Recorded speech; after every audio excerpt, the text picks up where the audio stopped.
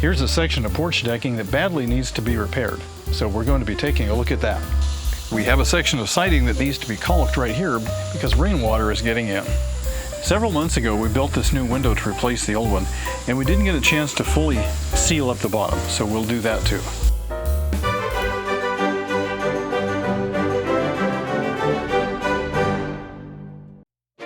We are Mike and Jeannie, and we restore old houses.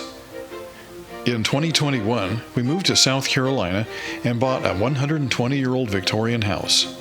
Follow along as we put the polish back on this Victorian masterpiece. A very warm welcome from 1834 Restoration House. We are back from vacation, feeling refreshed and ready to go. Yes, we are. This is the hottest part of summer, the time when it's hot and humid and very miserable outside, so we have to limit all of our outdoor work to just a few hours in the morning. We have a few things we want to get done and a couple of interesting things to show you. Ooh, I'm excited. Let's get started. Today's program is sponsored by the generous support of our patrons. Your support helps to further our historic preservation efforts. For more information, visit patreon.com/1834 Restoration House. Several weeks ago, we mentioned that the property, which is catty-corner to us, was going to have new houses built on it. So they've actually started. They're actually framing these houses up now. It's just our hope that these houses are architecturally compatible with the rest of the houses in the neighborhood. This is the portulaca, which we've mentioned before. And look at all those beautiful colors. Aren't they fantastic? I love how they're all different colors in the same plant. It's amazing. Now this is a succulent. It's an annual, in case you don't know. And it is doing really well with the huge fluctuations of dry times and wet times. They only bloom when the sun is shining directly on it. In old houses such as this, what they did is they would have a sheathing, and that's covering the studs, of diagonal boards that come down like this. Then they would cover up those boards with tar paper. Today we call it roofing felt. But you put some down, and then you lap another layer on top of that like that. And that provides a protective barrier so that no matter what happens to the outside wood, the water will still roll off. On the siding itself, they do the same thing where you have a board, and then you have another board on top of that. That's called lap siding. And so the idea being that the rainwater will come down and roll off and just continue rolling all the way down. If for some reason the wood is compromised, then that tar paper behind there will act as a protective barrier and also shed that water out. Long ago, before we bought this house, somebody made a repair where they took off some rotten siding, but they also took off the tar paper underneath. It was also deteriorated. What they did is they put boards back up that weren't really siding, and the tar paper was never replaced. We come along and find the stuff has re-deteriorated, and we had to make a quick temporary repair. So we basically copied what they did, expecting to get back here and replace it with proper siding. And its time has come where we need to do some more corrective work. So there's a gap that's opened up right here, which is allowing water in. So I'm going to go ahead and put some caulking in there.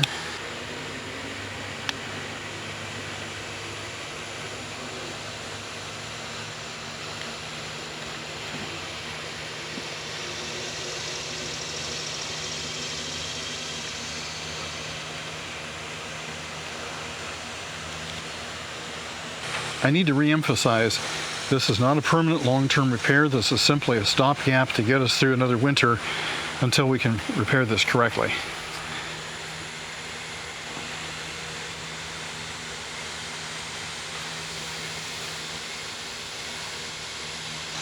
And there we have it. That should shed the rain and keep the water out of the house. Jeannie just pointed out that the temperature has climbed 4 degrees in the last 10 minutes, and I can certainly feel it. The heat index has also gone up, and so has the humidity. So let's get this ladder out of here and go to the other side. When we replaced this window several months ago, I started to put some mortar under there where that big gap is, and we ran out of mortar, and then we got busy and a lot of things got in the way and we just weren't able to get back to this. So today I'm going to go ahead and see if I can't mix up some mortar and go ahead and finish this up. So I'm just adding some water. And I'll just mix it in.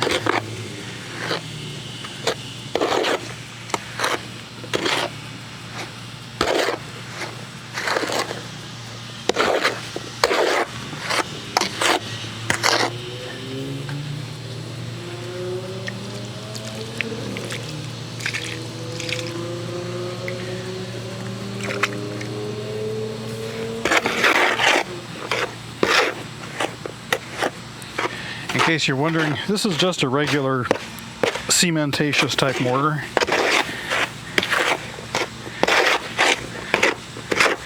There's nothing really historic about it.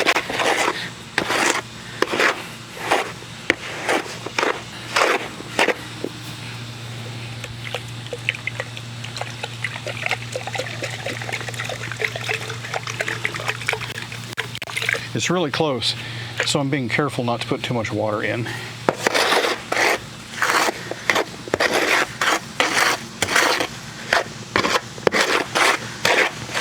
On a day like today when it's really hot, this mortar probably won't stay plastic very long.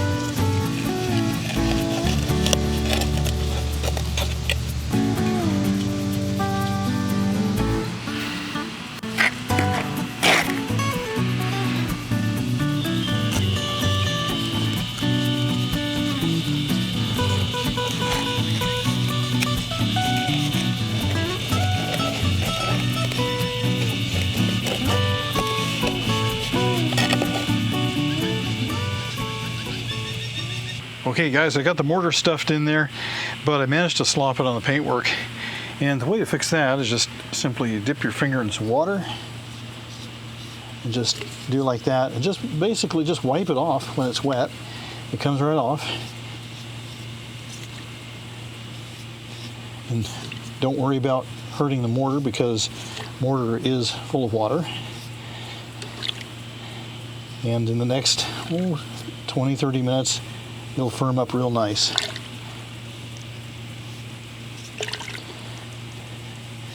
On the other hand, if I don't take it off of the paint, it'll stay on there forevermore. Okay, that's looking really good.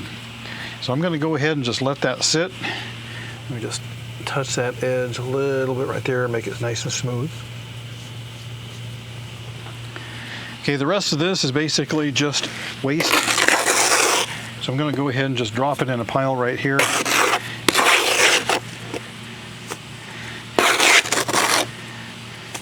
Looks like I made up a bit too much. But I'll just make a patty out of it, and then we'll just get rid of it.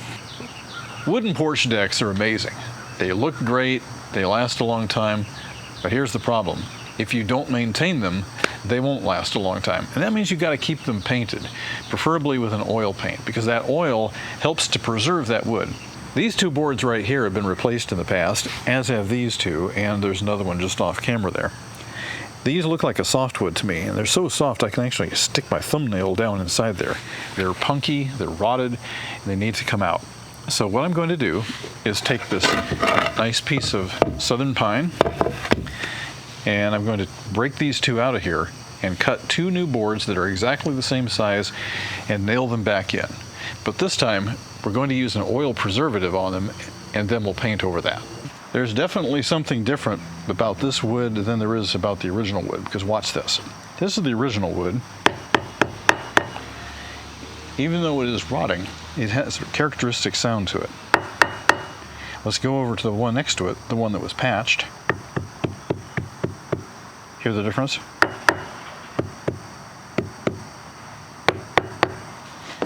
So our original wood was definitely a harder wood. Okay, what I need to do first is I need to know how wide these boards are supposed to be. And I'm going to go off the originals, not the replacements. So if I measure from here to here, I'm looking at exactly 3 inches. And from here to here, I'm also, it's hard to tell because of the paint and stuff, but exactly about 3 inches should do it. So what I'm going to do is I'm going to cut 2 strips that are 3 inches wide.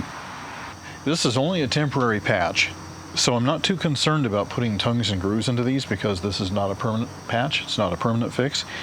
I only need to just bridge the gap here, stop the rot.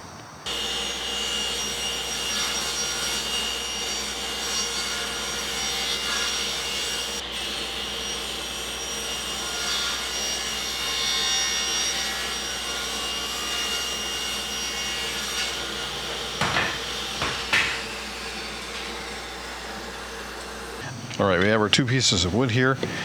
I'm just going to lay them on here and make sure that they are approximately what I think they are. And I think it's pretty good. Now these boards were never jointed or planed, and so they're still rough, and they may not fit together absolutely perfectly, but for now this is good enough. So I'm going to come in here and start seeing if I can pull some of these nails out. Well, here's one. That's an awfully short nail.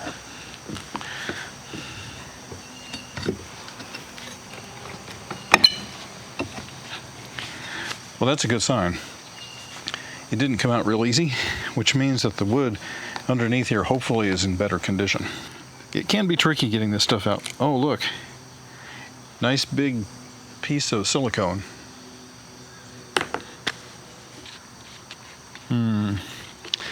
Well, it's worse than I thought.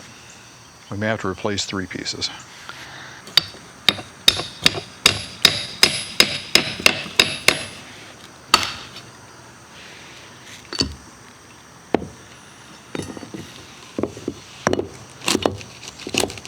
Ah.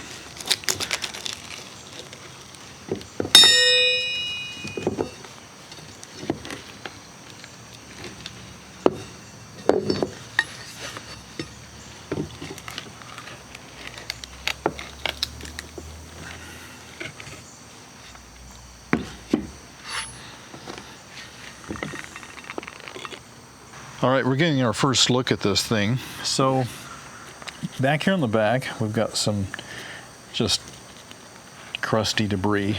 So I'm going to pick that out the best I can. Let's see if I can get this off of here. Get this nail out. Well, it came out. The lumber that's under here seems like it's pretty solid. And right here, let's check this one out. That one feels pretty good. This one, yep, that one's good. That one's not good. So this is actually kind of a fascia board that runs across underneath the deck here, and it's just a piece of trim really. But as you can hear, it is punky and rotten, so it looks like we'll have to pull that off and replace it as well. All right, let's get this other board off of here.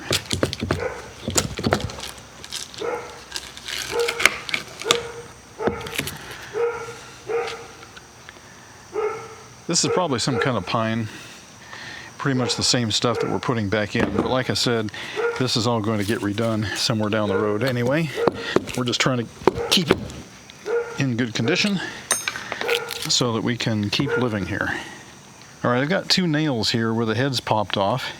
Now, how in the world can I get those off of there with no heads? Let me show you. Get on it and pull. Most of the time you can just pull them right out like that.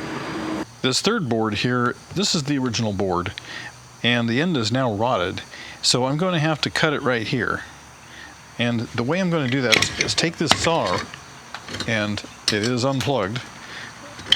So what I'm going to do is, I'm just going to feel under here and see how far the blade protrudes. And then I want to adjust this so that that blade is just barely poking through, just barely. And that way we don't cut down through our structural lumber that's underneath there.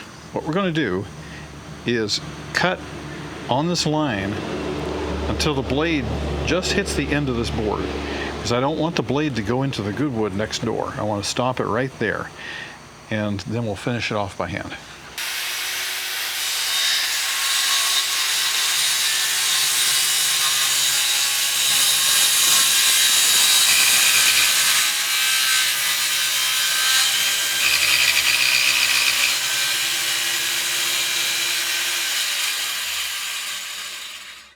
Now, Murphy's Law says that if there are any nails down there, your saw blade will run straight into them. And this is certainly the case. Pardon the beeping in the background. That's the contractor crew in the background building houses. But let's see if we can get this board off of here. Now, the front part came off easy. The back part we cut mostly through. So what my goal is here is to see if we can get that to just kind of crack off and break.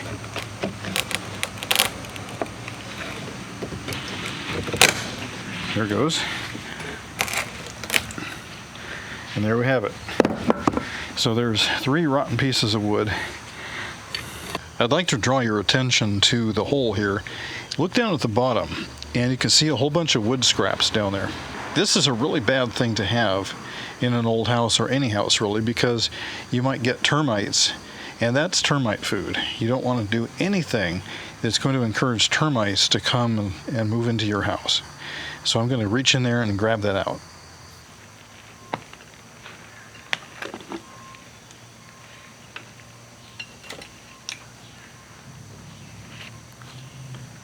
Look at all of that. That's definitely termite food.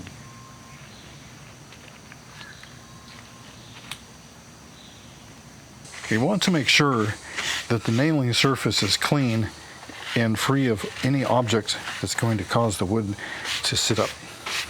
One final test I like to do is just take a flat bar and just run it along. See, I ran into a nail right there that I didn't see, so we'll go ahead and tap that down. All right, well, that nail was just a little bit too close to the wood for the hammer to reach it, so let's put the flat bar on there like that, and then I'll just tap on the flat bar. And that drives the nail right in. The more I dig into here, the more I find silicone and fillers and things like that. Somebody tried to make it look good and paint over it to make it look whole, but there's really no substitute for tearing out old rotten wood and replacing it with fresh new wood. Yeah, this right here, I don't know if you can see this, but this is just a big wad of silicone. Look at that. You see that?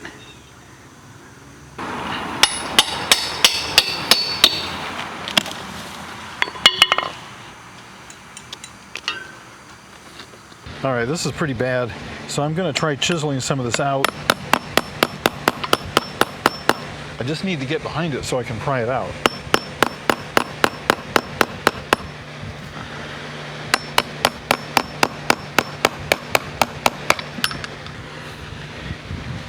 Yeah, don't worry, this is not a good chisel. This is not a fine woodworking chisel. It is a Ace Hardware 1/2-inch ordinary chisel. Okay, I can see the board behind it now, and it seems like it's somewhat sound. It's not as sound as I would like it to be, but it's sounder than what's in front of it. So let me just continue working on this for a second here. Well, there it is, for better or worse. I'm going to say it's probably worse than it is better at this point. This is pretty much gone right here, and this feels very punky. So I don't know if the rot has gotten into this column here. doesn't seem like it. So I think we're okay there for now, but if left unchecked, this whole thing will rot and it will be really bad. My goal for doing all the chiseling was so that I could get a tool behind this board and start to pry it off. And it looks like I've just about achieved my goal here.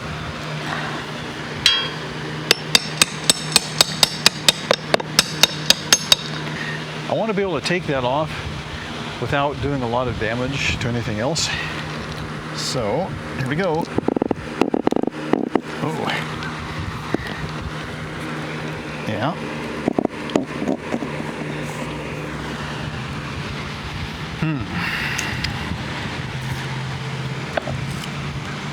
Let's see.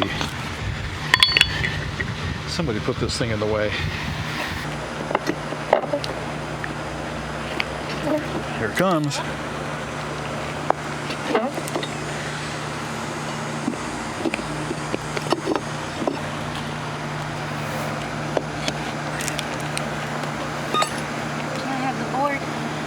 There you go.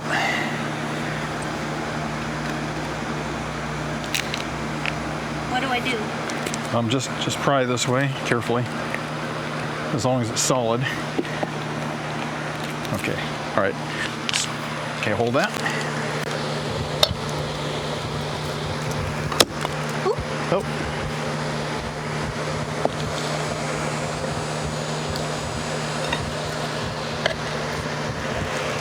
We'll just keep working it out like that. That works.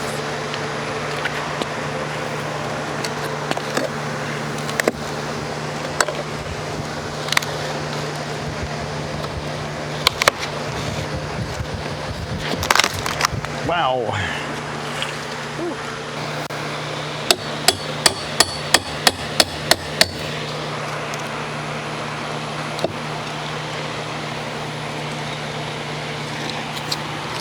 Okay.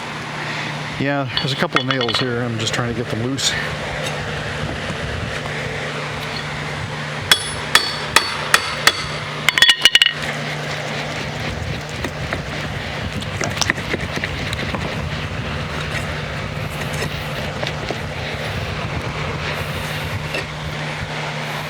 For it being so punky, those nails are holding pretty good. They are. But then this board's not punky. Just that one is. Right. Yeah, the one behind it seems to be okay. Yeah. It might be a little moist, but we're going to let that dry out a bit, and we'll put some linseed oil into it. Here we go. Here it comes. All right, go ahead, take that, and I'll see if I can get it out far enough that you can reach it. Maybe not.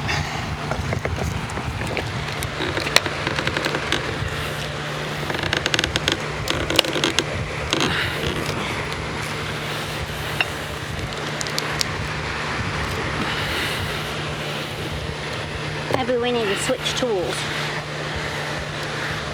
Maybe you can get more out of that. Maybe.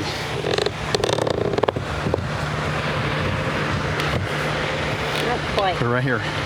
There you go. And pull. Uh-huh. Pull harder. Oh, get out. Oh, let me have it. Oops.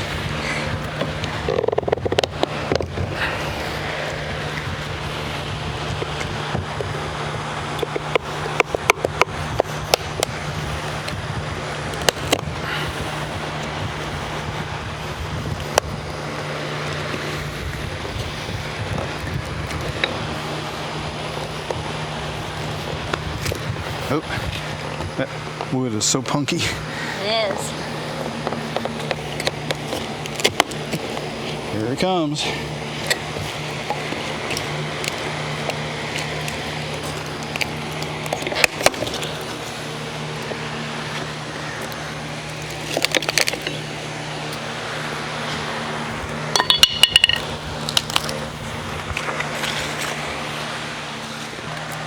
This thing,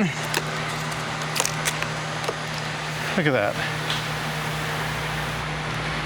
So this was a piece of plastic, and apparently somebody nailed this piece of plastic on the front edge of all the lumber. Plastic doesn't breathe, just saying.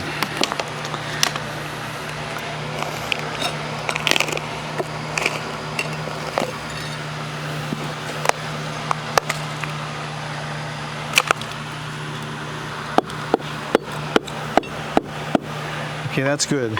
Do you hear that hard knock? That means the wood is still sound, which is good news. If you own a very old house, this is the reality of things. You have to keep up the maintenance. Otherwise, you get stuff like this going on. And if you've got it, deal with it. Don't put it off, because the longer you put it off, the worse it gets. Right now, it looks really bad, but it's not really that terrible. So we're going to go down here and clean this all up and start putting it back together again. Somebody had caulked between this board and the concrete step, which was probably the right thing to do. But now we need to remove the old caulking. And luckily, it just scrapes right off.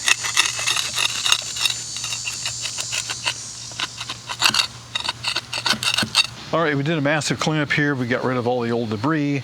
We vacuumed out the gap there where all the sawdust and rotten stuff was. We vacuumed that out. So now I'm just going to clean this up a little bit so the board will lay flat in there. All right, let's see if these fit the hole. All right, there's one, there's two, and oh, look at that.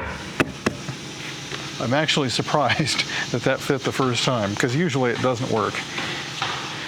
Let's see, where's my hammer? I'll go ahead and tap them in.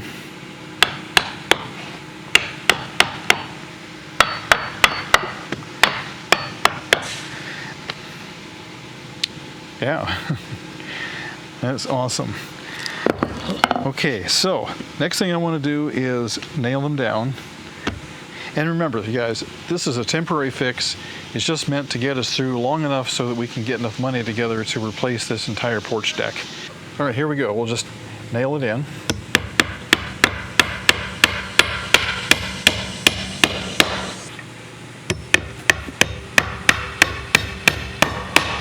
Question, why am I putting it here instead of here? Because there's nothing under here, and that's where the structure is.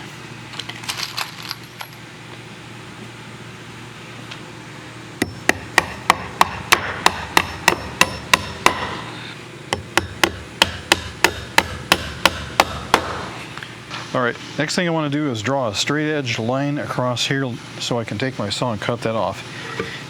When's the last time you saw wide plank pine like this?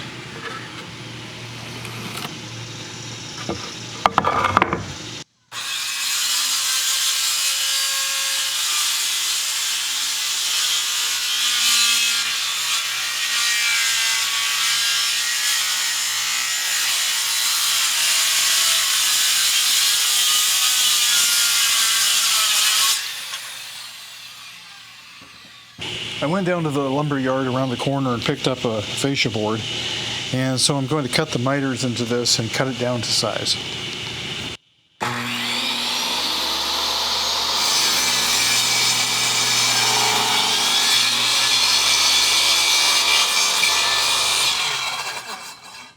All right, you guys, let's see if this fits in here.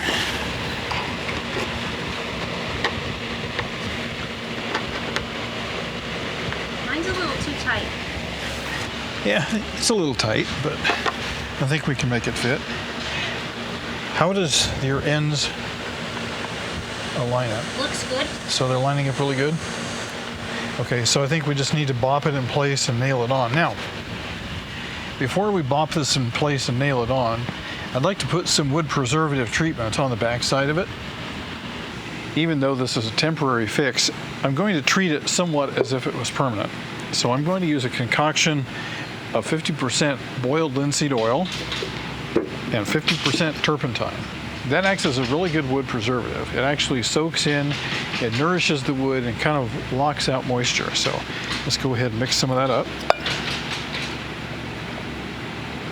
It probably isn't going to take very much.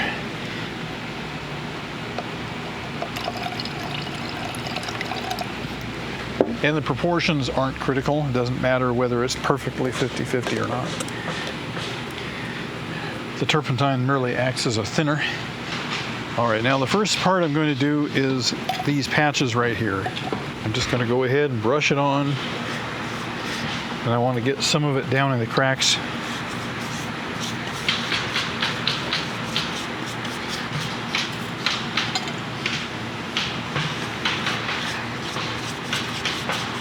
This will help it last a long time.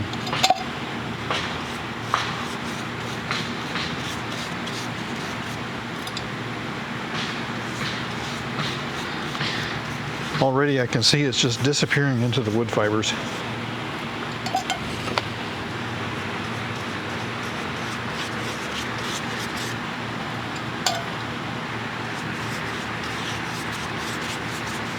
And don't forget the edges, especially the edges. And also reach underneath and get that too.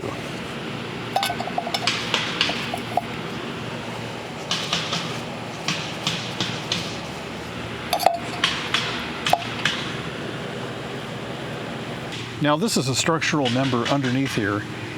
The really rotten board that we just took off was on top of this. And I'm concerned about it because it was moist and it was damp. So I'm going to go ahead and put some of that preservative oil into this. First of all, to give it some nourishment, and second of all, to help protect it against any future rotting. I can see all the spiders running away.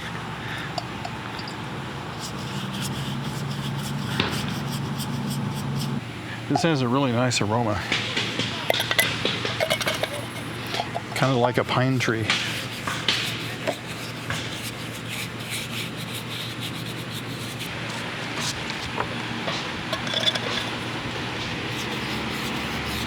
Now the next thing I want to do is go ahead and put linseed oil on the back, the edges, and the sides of this board. And that's going to give it a little extra protection against rot in the future. Hopefully long enough for us to get everything together so that we can go ahead and just rebuild this porch deck properly. So here we go.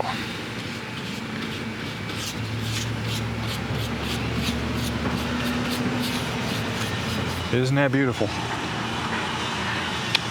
And look what it did to our wood over here. See that? It turned it into a nice yellow color.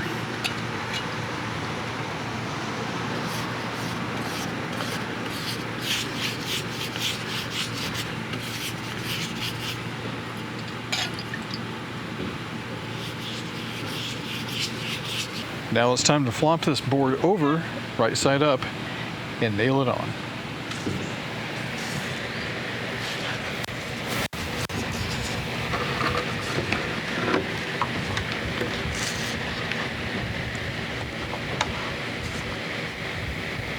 Yeah, that feels pretty good. So if you put your hand along where the sharp edge is, and then feel the board next to it, it should be about the same. Got like a huge gap right now, so it's hard for me to put that. Okay, let's go ahead and just tap it in a little bit.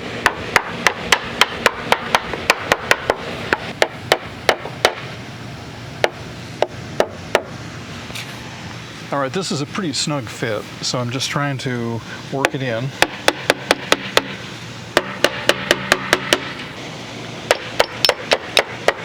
Now, when it comes to driving home wood, especially wood that you want to look nice, it's always a good idea to use a wooden block. And now you can use a bigger hammer and really just knock it hard. Like that, see? It doesn't leave any damage to that. It may damage the block of wood, but who cares? It's a block of wood. The wood is bowed in the middle, so he is working in the middle to start with, and then working his way outwards on each side to try and get rid of that bow. He's also using a smooth, flat hammer so that it won't put a bunch of dents into the wood.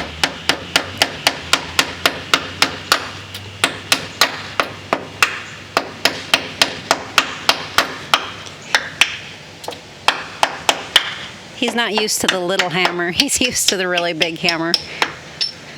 These nails are having a hard time getting into that old wood in the back side of it. These nails are cheap. These nails are cheap, he says.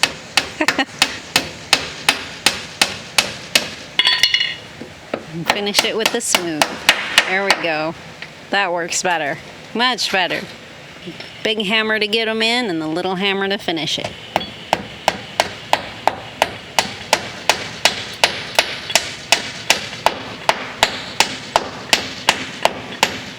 It's kind of ironic. We're sitting here banging away on this Victorian house, and right over there, they're building a brand new house, but we're all pounding at the same time, and it's the good sounds of construction happening.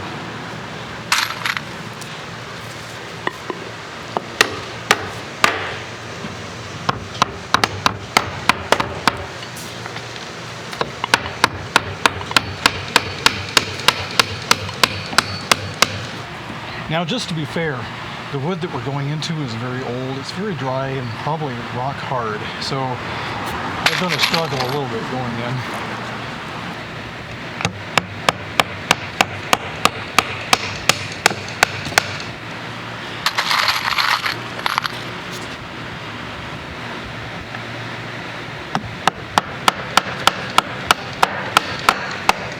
Now Mike's painting on the linseed oil concoction and getting it ready for regular paint.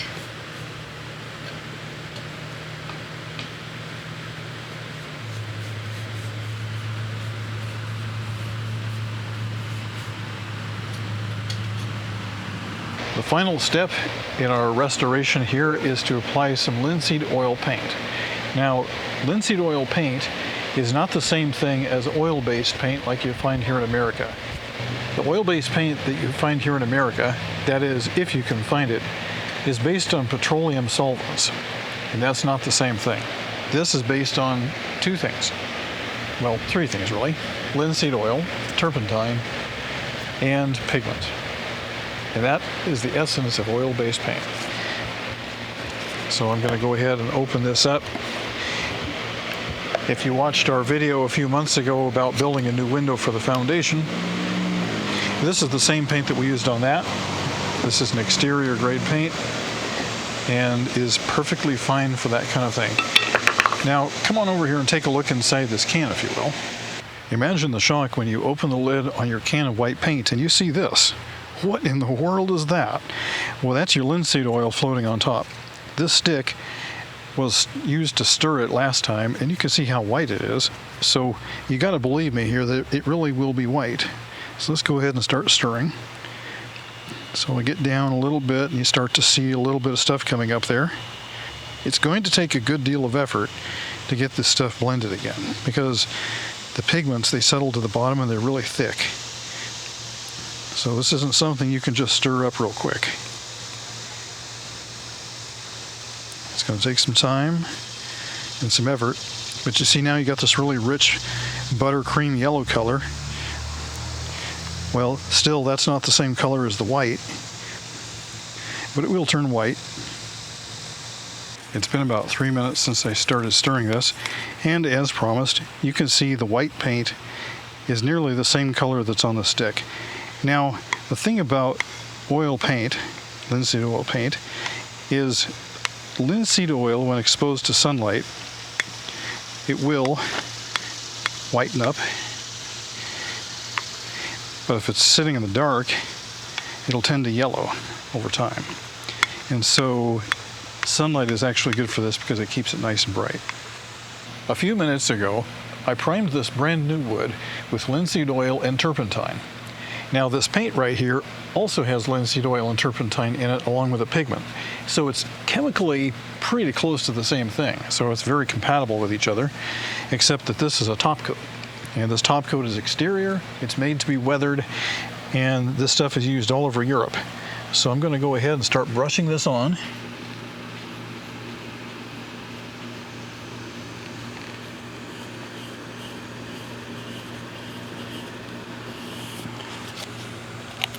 And the beauty of that is I don't have to wait for the oil to dry.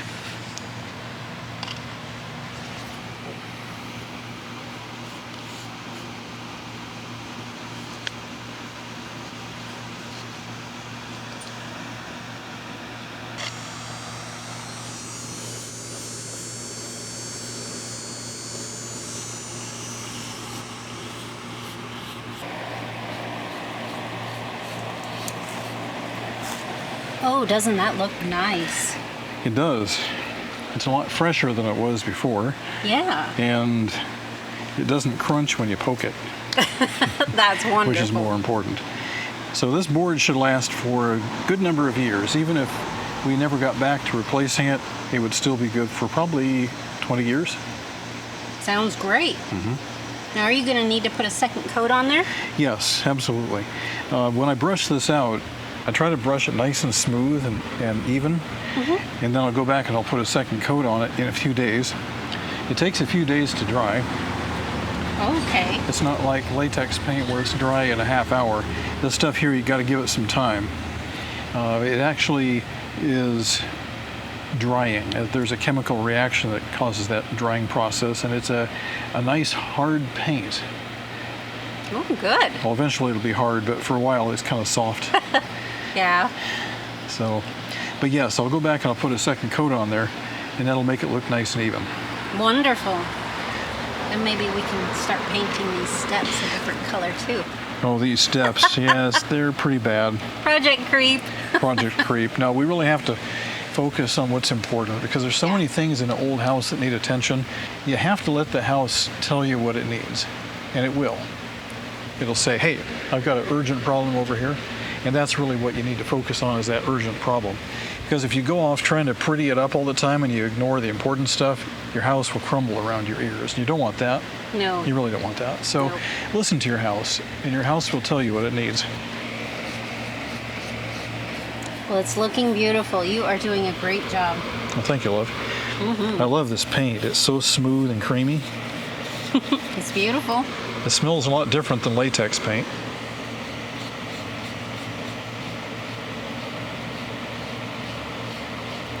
We've talked about this before, but you have to have a special cleaner to clean your brushes. You can't just clean them in the sink like you do with latex paint. So what I like to do is I'll take a little bit of turpentine.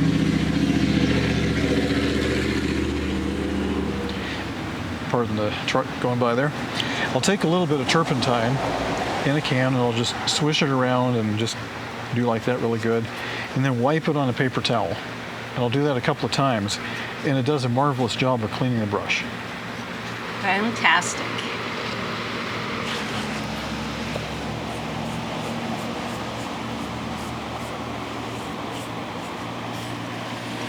Well, we'll let him get back to it, and we'll see him in a few minutes.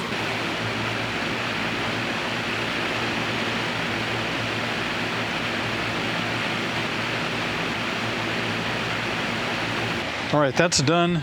It has to dry for a couple of days and then we'll get another coat on there. This part here needs to have some paint on it as well. Now the linseed oil and turpentine, as I mentioned, is a nice primer, and this oil paint just glides on so smooth. So I'm going to go ahead and put some of that on here too. And yes, it looks funny because it's white, not gray. But the gray paint that's on here is really ratty looking anyway, and I don't care.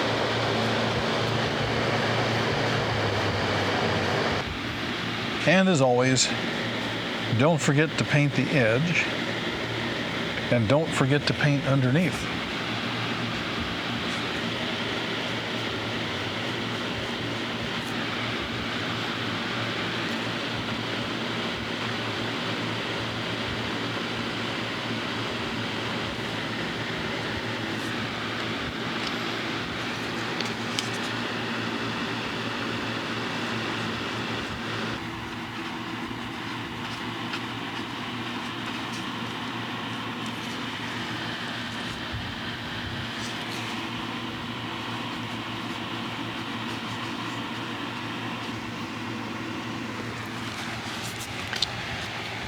And that takes care of the first coat.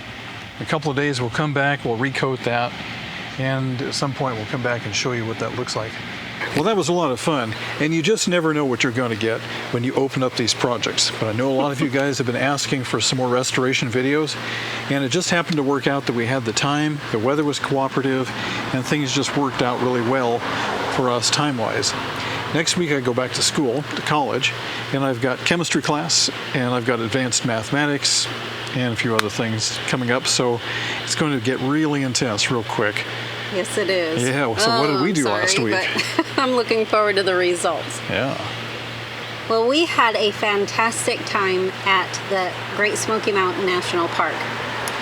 Although it did not exactly start out the way we expected. Take a look.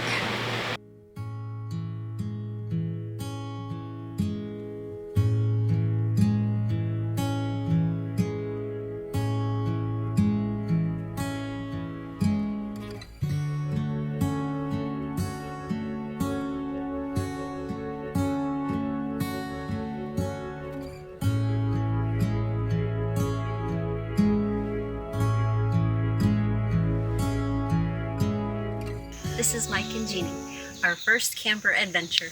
We are here at Cades Cove Campground, and our very first adventure with our new to us trailer didn't start out so smoothly. First we had trouble with the hitch. We got a brand new hitch, and it is the right size. It was dropped down far enough, everything was right, sizes and everything were perfect.